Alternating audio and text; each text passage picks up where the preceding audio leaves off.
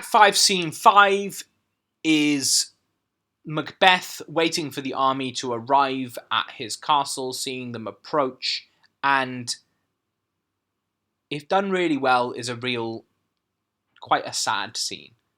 So we get the continuation of Macbeth's kind of fearlessness. He's saying things like, our castle's strength will laugh a siege to scorn. He just doesn't think that, he thinks he's going to be okay. He's relying, on the prophecies being given. He thinks it's all going to be fine.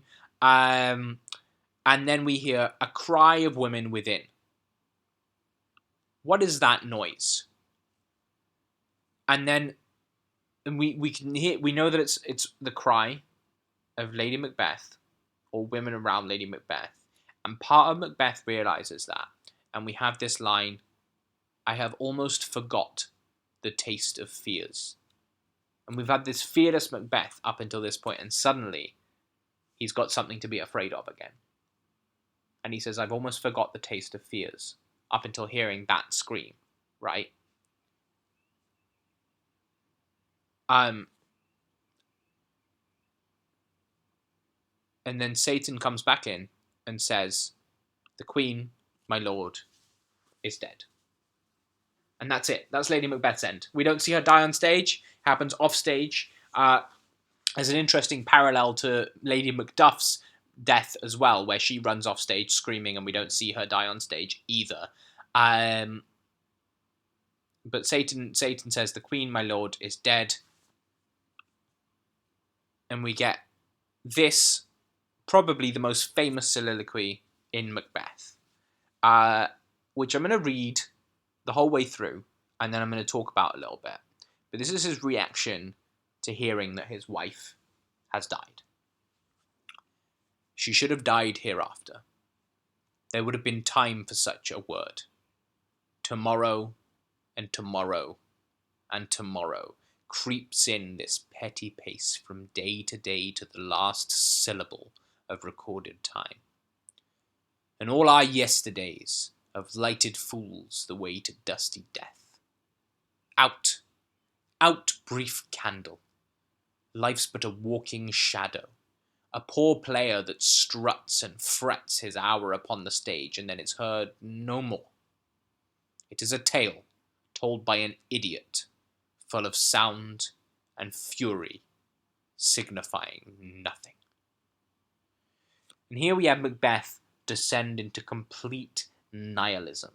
He believes that nothing has any meaning anymore. Everything is meaningless to him.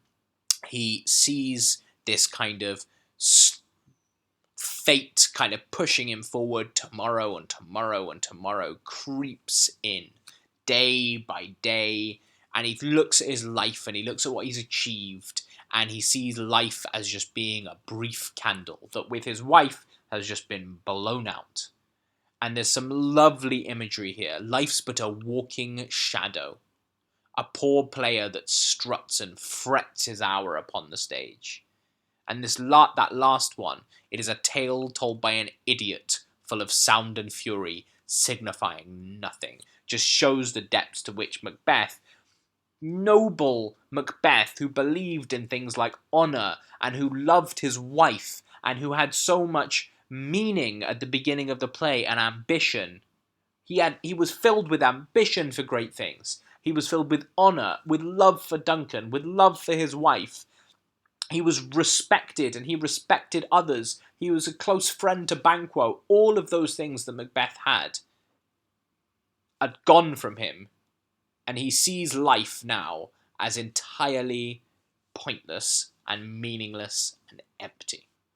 And this is Macbeth's final moment, really, in the play, before the action starts. It's a bit of a kind of lull, an emotional lull, before all the action kicks off at the end, where we really get a glimpse into what's happened to Macbeth at this point in the play. And that's the real tragedy here.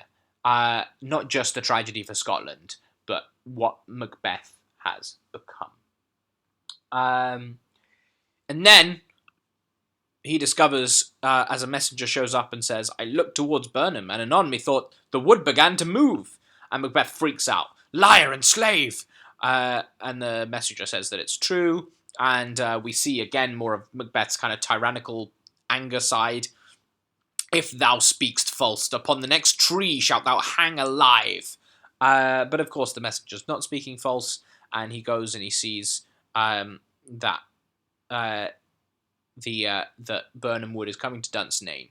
And yet, we still get, even though he's kind of angry and furious and panicking in this situation, we still get a bit of that pointlessness and meaninglessness in him.